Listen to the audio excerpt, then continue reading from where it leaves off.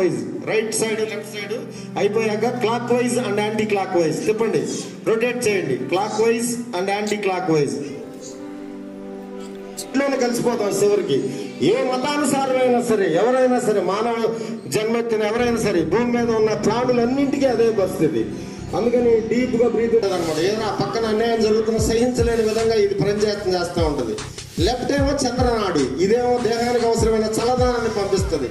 కొద్దిగా సాత్విక మానవే నమః, ఓం హౌ ఖగాయ నమః. వెనక్కి కూర్చోండి, చేతులు చాచి నుదురు కింద నచ్చండి.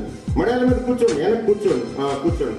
చేతులు చాచి నుదురు కింద నచ్చండి. చేతులు బాగా చాచండి, చేతులు చాచండి.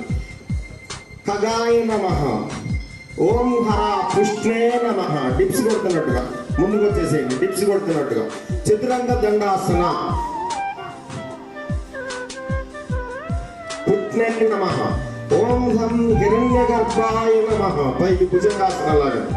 హిరణ్య గర్భాయ నమః. ఓం హ్రీం మారీచాయ నమః.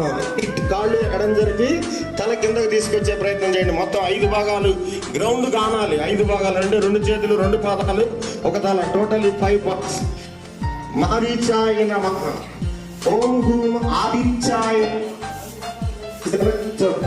మళ్ళీ వెనక్కి కూర్చోండి, ఒక చేసి కూర్చోండి. ఓం హూం ఆదిత్యాయ నమః.